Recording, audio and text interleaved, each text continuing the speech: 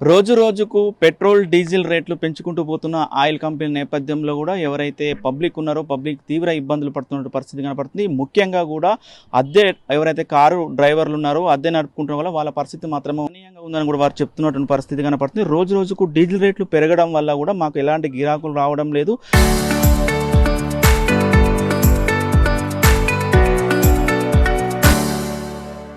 మా స్థితిగతులు కూడా చాలా అధ్వానంగా తయారవుతున్నాయని కూడా చెప్తున్న పరిస్థితి కనపడుతుంది. కొంతమంది మాత్రం ఏదైతే ప్రభుత్వ కార్యాలయాల్లో కూడా గత కొన్ని సంవత్సరాల క్రితం 2-3 సంవత్సరాల క్రితం అగ్రిమెంట్ ప్రకారం అప్పటి డీజిల్ రేట్ల ప్రకారమే అగ్రిమెంట్ చేయించుకున్నాం. కానీ ఇప్పటి రేట్లకు మాత్రం మాకు ఎలాంటి వాళ్ళు ఇచ్చే డబ్బులు మాత్రం ఎలా సరిపోవట్లేవు. మాకు ఈఎంఐలు కట్టడం కూడా చాలా ఇబ్బందిగా ఉంది. మా పరిస్థితులు గందరగోళ పరిస్థితి ఉన్నాయని కూడా వాపోతున్న పరిస్థితి. కొంతమంది దానికి సంబంధించిన కారు డ్రైవర్ల యజమానులు ఉన్నారు, వారితో కూడా మాట్లాడించే ప్రయత్నం చేద్దాం. చెప్పండి, ఈ నెలలోనే గత 4 సార్లు కూడా డీజిల్ రేట్లు పెరిగినట్టు పరిస్థితి కనపడుతుంది. ఇవాళకి 117 రూపాయల వరకు సబ్బు వచ్చినట్టు పరిస్థితి ఉంది.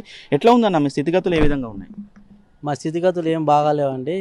డీజిల్ రేటు ఇలాగా పెరుగుతుంటే మాకు ఎటుపోవడానికి కూడా ఇబ్బంది ఉంది. చాలా బాధాకరంగా ఉన్నది. గిరాకీ లేవండి, అసలే లేవు. పెళ్ళిళ్ళు అయిపోయినాయి, ఇక అంతవరకు ఎండలా సరిపోయింది కదా. అంటే ఇంతకుముందు రేట్లకు ఇప్పుడు రేట్లకు బేరేజ్ చేసుకుంటే మీకు వర్కౌట్ అయ్యేది ఉందా? అంటే హైదరాబాద్కి ఒకవేళ హైదరాబాద్కి వెళ్ళాలంటే అప్పటి రేట్లకు ఇప్పటి రేట్లకి ఏమన్నా రేట్లు పెంచే అవకాశం ఉందా? పెంచితే పబ్లిక్ రియాక్షన్ ఎట్లా వస్తుంది? పబ్లిక్ ఒప్పుకుంటలేరు. రేట్లు పెంచితే రియాక్షన్ చాలా ఘోరంగా ఉన్నది. రేట్లు మరిగి డీజిల్ రేటు పెరగడం వల్ల మేము పెంచలేకపోతున్నాం. వాళ్ళు పెంచినా కూడా వాళ్ళు ఒప్పుకుంటలేరు కస్టమర్లు. అంటే కొంతమంది గత ప్రభుత్వ కార్యాలయాల్లో గత 2 సంవత్సరాల క్రితం కూడా అగ్రిమెంట్ చేసుకున్న పరిస్థితి ఉంది. అద్దెకు సంబంధించిన కూడా డీజిల్ రేట్లు అప్పటి డీజిల్ రేట్లకు ఇప్పుడు డీజిల్ రేట్లు పెరిగినాయి కదా, ఎట్లా ఉండదు మరి? వాళ్ళకి ఇప్పుడు సరిపోతుందా? సరిపోవట్లేదండి. ఏంటి మరి వాళ్ళకి మీరేమన్నా మీ తరపున ఏమన్నా ప్రభుత్వ కార్యాలయాలకు వినతి పత్రాలు కానీ ఏమన్నా ఇచ్చారా? ఇంకా ఇచ్చినాము, మళ్ళీ ఇంకా ఇవ్వాలని చూస్తున్నాము కలెక్టర్ గారికి. రైట్ అన్న, మొత్తం కూడా మీరు చెప్పండి. మీరు ఉదయం నుంచి ఇక్కడ అడ్డం మీద ఉంటున్న పరిస్థితి, రోజు రోజు కూడా డీజిల్ రేట్లు పెరుగుతున్నాయి, పెట్రోల్ రేట్లు పెరుగుతున్నాయి. ఎట్లా ఉంది సార్ మొత్తం కూడా? కిరాయిలు అడ్డీ పాషాడుతూ వచ్చేవాళ్ళు, కానీ మాకు రేట్లు పెరిగి మేము పోలేకపోతున్నాం. కస్టమర్ మాత్రం ఇంకా తక్కువ కాంపిటీషన్ అయిపోయింది. అట్లా కూడా ఈ రేట్ల వల్ల మేము బండ్లు నడపడం కాదు, కిస్తులు కట్టే పరిస్థితి లేదు. బండ్లని ఫైనాన్సులు గుంజుకుపోయే అవకాశాలు ఉన్నాయి. కొంచెం దయచేసి ప్రభుత్వం మా ట్యాక్స్ రేట్ల మీద దయచేసి డీజిల్ రేట్లు తగ్గిస్తే మాకు కొంత లాభం ఉంటుందని ఆలోచిస్తున్నాం. ముఖ్యంగా కూడా అద్దెకు సంబంధించిన ప్రభుత్వ కార్యాలయాల్లో కూడా చాలా కార్లు ఉన్నటువంటి పరిస్థితి ఉంది. ఆ రేట్లకు ఇప్పటి రేట్లకు సరిపోవడం లేదు. ఆ రేట్లకు ఇప్పుడు రేట్లు సరిపోవడం లేదు. అది ఎప్పుడో గత 10 సంవత్సరాల నుంచి అగ్రిమెంట్ ఉన్న రేట్లు, కానీ రోజు రోజు డీజిల్ రేట్లు పెరుగుతున్నాయి. దానివల్ల ఈ వాళ్ళు ఇచ్చే డబ్బులు మాకు డీజిల్లకు రిపేర్లకే సరిపోతున్నాయి. కిస్తీలు కట్టే పరిస్థితి లేకుండా అయిపోయింది మాకు. దయచేసి డీజిల్ రేటు తగ్గియాలి, ప్లస్ ఎంగేజ్ పెట్టుకునే బండ్లకు రేట్లు కూడా పెంచాలి. మా దగ్గర నడిపే బండ్లకు మాత్రం రేట్లు పెంచే అవకాశం లేదు. ఇస్తలేరు వచ్చే కస్టమర్. నిన్నమా తక్కువ వచ్చి ఎప్పుడు ఎక్కువ అంటే ఎడంగా వస్తాయా అని ఎవరు వచ్చే పరిస్థితి లేదు. ఫ్రీ బస్సుల వల్ల కూడా మాకు చాలా ఎఫెక్ట్ పడ్డది. హైదరాబాద్కి మనం రాకపోతే ఇద్దరు ఎక్కాలంటే పెళ్ళమ్మ ఉంటాడు, మా పెళ్ళకి ఫ్రీ ఉంది నాకు చార్జ్ పెట్టుకుంటా ఫ్రీ బస్సుకు పోతాం అంటున్నారు.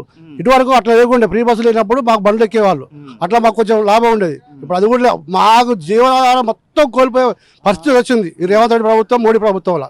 దయచేసి డీజిల్ రేట్లు తగ్గియాలని మేము ప్రభుత్వాన్ని కోరుకుంటున్నాం. ముఖ్యంగా కూడా మరికొ 2-3 రోజుల్లో కూడా మళ్ళీ రేట్లు పెరిగే అవకాశాలు ఉన్నాయి కూడా ఆయిల్ కంపెనీలు సూచనలు చేస్తున్నట్టు పరిస్థితి కనపడుతుంది. ఇట్లనే రేట్లు పెరుగుకుంటా పోతే మీ పరిస్థితి ఏ విధంగా ఉంటుంది? ఈఎంఐల పరిస్థితి కానీ మీ ఇంట్లో కుటుంబ భారంగా ఎట్లా ఉండబోతుంది అనుకుంటున్నారు? ఏముంది, రోజు రోజు ఉన్న బండ్లు ఆ ఫైనాన్స్లో గొప్ప చెప్పాలి, ఏదో కూలికొని అదికపోయి బతకాల్సింది తప్ప ఈ బండ్లు నడిపి బతికే అవకాశాలు లేవు. పిల్లలకు పోషించుకునే అవకాశాలు లేవు, పిల్లల బడికి చదువు చెప్పించుకునే అవకాశాలు లేవు. మొత్తం రోజు రోజుకు దిగజారిపోయే పరిస్థితి వస్తుంది. ట్రావెల్స్ అంటే దిగజారిపోవడం అయిపోతుంది. అది మీరు ఎప్పటి నుంచి ఇక్కడ కార్ డ్రైవర్ గా చేస్తున్నారు? మీరు ఎట్లా ఉంది సార్ మీ పరిస్థితి? 2016 నుంచి డ్రైవింగ్ చేస్తున్నాం. ఆ డీజిల్ రేట్ పెరిగినా కాబట్టి బండి నడవక ఇబ్బంది పడుతున్నాం. ఏం చేయాలన్నా ఎక్కడ పోవాలన్నా ఇబ్బంది అవుతుంది. ఎవరైనా పార్టీ వాళ్ళు వచ్చినా బండి తీసుకొచ్చి మాట్లాడుకున్నా చేస్తానికి పోయే అవకాశం లేదు. ఈ డీజిల్ రేట్ పెరిగినా కానీ మాకు ఘోరంగా పెరిగినా కానీ బండ్లకు కూడా ఎవరు పిలుస్తలేరు, మేము పోతలేము. మాకు ఇంట్లో కుటుంబం వెళ్ళడం కూడా చాలా కష్టం ఉన్నది, పోషించడం కూడా చాలా కష్టం ఉన్నది. మీరు ఫస్ట్ డ్రైవింగ్ చేసినప్పటికీ ఇప్పటికి ఎట్లా ఉంది సార్? మొత్తం అప్పటికి ఇప్పటికి డిఫరెన్స్ ఎట్లా ఉన్నది? చాలా టూ మచ్గా పెరిగిపోయిన రేట్లు. 11 దానికి ఏదైనా పెరిగినా 11 దానికి రేట్లు పెరిగడం ఇది చాలా ఇబ్బంది ప్రాబ్లం అవుతుంది. మరి కొంతమంది ఉన్నారు, వారితో కూడా మాట్లాడించే ప్రయత్నం చేద్దాం. ముఖ్యంగా చెప్పండి అన్న, మొత్తం కూడా డీజిల్ రేట్లు భారీగా పెరిగిపోతున్న పరిస్థితి కనపడుతుంది. ఎట్లా చూడొచ్చు అన్న ఈ రేట్లను చూస్తే మీకు ఎట్లా ఉంది స్థితిగతులు? మాకు ఇప్పటికే కిరాయిలు నడవడం కష్టం ఉంది.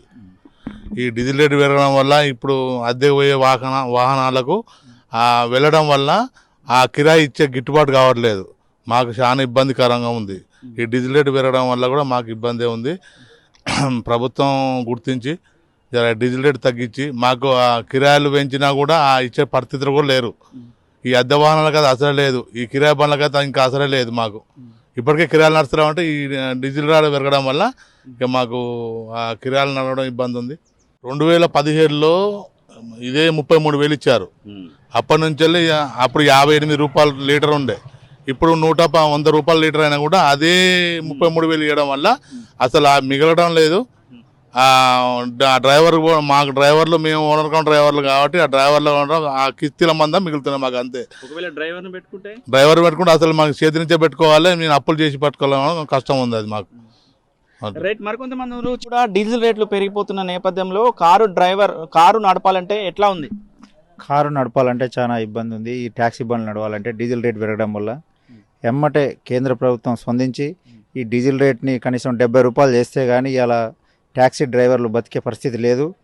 అదేవిధంగా ఇక్కడ ఉండే గవర్నమెంట్ ఆఫీసులలో కానీ అలా కానీ ఓన్గా ఆఫీసర్లే వెహికల్స్ తీసుకొని పెట్టడం ఇది చాలా బాధాకరం. అది కూడా స్పందించాలి స్టేట్ గవర్నమెంట్. దాన్ని స్పందించి ఒక పేదవాడు ఒక బండి తీసుకొని పెట్టుకొని నడుపుకునేటట్టు, అదేవిధంగా అద్దె కూడా పెంచాలని కోరుకుంటూ గవర్నమెంట్ డిమాండ్ చేస్తూ ఉన్నాం. తక్షణమే ఈ డీజిల్ రేట్లు చాలా వరకు తగ్గించాలని కోరుకుంటున్నాం. ఈ కేంద్ర గవర్నమెంట్ ఏదైతే 5 రాష్ట్రాల ఎన్నికలు అయిపోయినాయో మరుసటి రోజే ఈ డీజిల్ రేటు పెంచడం చాలా బాధాకరం. ఇది మటుకు పేదవాళ్ళకు చాలా ఇబ్బంది కలిగిస్తూ ఉంది.